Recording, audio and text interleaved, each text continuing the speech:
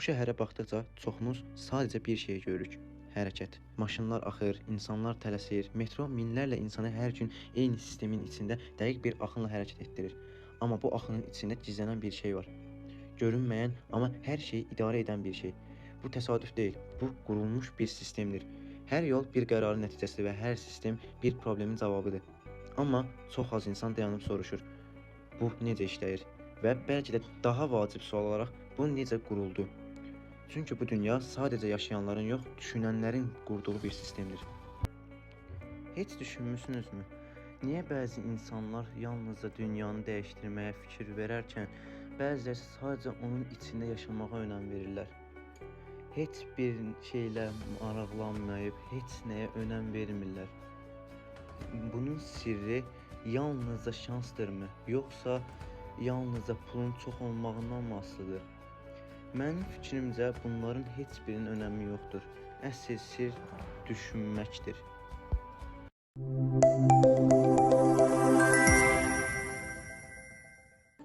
Bəs bütün bu yaşadıklarımızın arxasında hansı düşüncə yaranır? Bu dünya yalnız içində yaşayan insanlarla ibarət deyil. Bu dünya düşünən insanların yaratdığı bir sistemdir. Və sizcə bu sistemin adı nə gedir? Mühəndis düşüncəsi.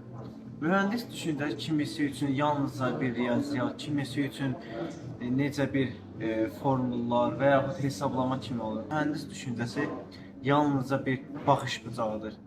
Bəzi insanlar məsələn bu telefonun yaranmasından deyim, bu telefonu işlədirlər, mesaj atırlar və yaxud içindən YouTube'dan videolara baxırlar. Amma mühəndis düşüncəsinə sahib olan bir insan isə bu telefonun necə daha gözəl işləyə biləcəyi haqqında və yaxud bu telefonu necə sürətli etmək olar və yaxud bunun telefonun daha gözəl versiyasını necə yaratmaq olar haqqında bir fikir yürüdə bilirlər. Sözüm onda mühəndis düşüncəsi yalnızca hesablamalar və yaxud nəsə tikməklə bağlı bir şey deyil. Mühəndis düşüncəsi sadəcə bir baxış açısının dəyişimi və yaxud bir işi necə daha dəqiq görmək olar barəsindədir. Çünki çox insanların dünyanı eyni görürük, eyni dünyada yaşayırıq, eyni yollardan keçirik və hətta eyni məlumatlardan istifadə edirik. Amma yalnızca aramızda bir fərq olur. Bəzi insanlar bu fikirlərə və yaxud bu məlumatlara çox önəm vermədən yaşayırlar.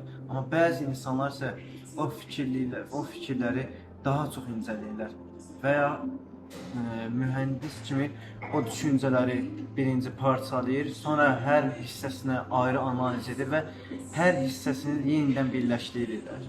Buna mühəndis düşüncəsi deyilir. Gəlin birlikdə dəqiqləşdirək. Burada ağıllı və ya ağılsız insanı deyil, burada adi bir insanın düşüncəsi ilə mühəndis düşüncəsi olan bir insanın həll yollarını sizinlə paylaşaq. Düşünün ki, şəhərdə böyük bir tıxac var və bu tıxacda 2 nəfərin düşüncəsi var. Birinci insan deyir ki, bu şəhər onsuz da həmişə belədir, onda yaranan yalnızca bir əsəb, stres olur və o həyatına belə davam edir. Amma digər insan isə dayanır və sual verir: bu tıxacın səbəbi nədir? Yol planlaması mı səhvdir? Alternativ mi yoxdur? Sistem harada qırılır? Burada 2 insanın fərqli düşüncələrini görürük. Bir insan normal, yəni adi bir insan düşüncəsini və digər insan isə mühəndis düşüncəsinə sahib olduğunu görə bilirik. Gördüyünüz kimi hər iki insan fərqli nəticələrlə rastlaşdı. Birinci insan nəticədə əsəb, stres və eyni düşüncədə qaldığı kimi, digər mühəndis düşüncəsində olan insan isə yeni bir nəticə əldə etdi və yeni bir düşüncə tərzini genişlətdi.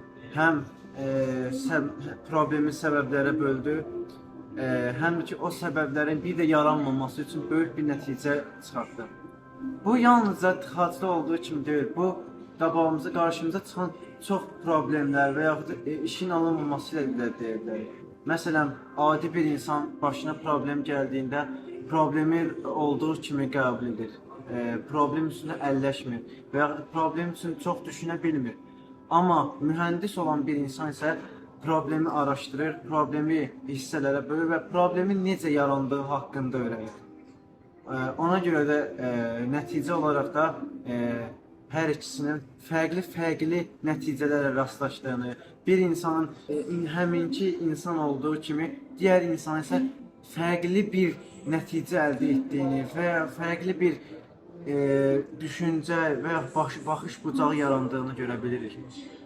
Buna da mühəndis düşüncəsinin və adi bir insan düşüncəsinin fərqi də deyə bilərik. Bugün dünya isə daha mürəkkəb, yəni keçmişdəki kimi sadə məsələlərlə deyil, daha çox qarşımıza mürəkkəb məsələlərlə rastlaşırıq. Bunun probleminin keçmişdə problemlər məlumatın az olması idi. İndi isə problemlər məlumatın həddindən artıq çox olmasıdır. Çünki biz günlərlə, yüzlərlə fikirlər görür, daha minlərlə məlumatlar oxuyuruq. Amma əsas məsələ məlumatın necə dərk etməyimizdir və yaxud necə fərqli düşünə bilməyimizdir. Təsəvvür edin ki, iki insan var. Birinci insan hər şeyi bilir, amma analiz edə bilmə bacarığı yoxdur. Amma digər insan isə çox şey bilmir, amma analiz etmə bacarığı çox mükəmməldir. Sizə hansı insan gələcəyi daha yaxşı qura bilər? Hal-hazırda yaşadığımız dünyada problemlər artıq əvvəlki kimi deyil. Yəni sadə problemlər həll olunub və qarşımızda daha çox mürəkkəb problemlər və fərqli sistemlər vardır. Beynimizdə bir fikir yaranır. İnsanlar nə zaman yaşayan bir varlıqdan düşünən bir varlığa çevrildilər. Tarix sadəcə bir keçmiş deyildir. Bəs sizə tarixdə nə zaman düşünən insanların yaratdığı sistem baş vermişdir? Bu yalnızca bir sualla başladı. Niyə və necə? Məsələn, sizə belə bir misal verim. İnsanlar keçmişdə göyə baxırlar və orada uçan quşları görürdülər. Və onların ürəyində yalnızca bir istək yaranırdı. Kaş biz də quşlar kimi səmada rahat uça bilsəydik. Amma yalnızca bu bir istək idi. Yəni heç biri niyə uça bilmirəm və ya necə uça bilərəm deyə bir beyinlərində bir sual yaranmamışdır. Amma iki insan, Wright qardaşlar bunun çarəsini tapmışlar. Amma necə tapmışlar? Yalnızca bir sualla. İnsan niyə uça bilmir?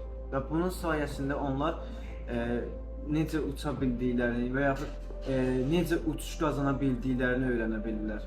Sonra daha yeni bir fikir ortaya çıxdı. Yəni insanların bildiyi bir şey, elektrik. Yəni bütün bəzi insanlar, yəni çox insan bunun üzərində necə işləyəcəyi barəsində məlumatı olsa da, yalnız bir nəfər bu sahə üzrə başa düşə bildi. Yəni bunun başa düşülməsi üçün də, yəni onda Wright qardaşlar kimi bir sual verdi. Niyə və necə edə bilərəm? Təbii ki, bunu hər birimiz tanıyırıq. Nikola Tesla sayəsində biz hal-hazırda qaranlıq otaqda yalnız bir düyməni basaraq qaranlıq otağı işıqlı otağa çevirə bilirik.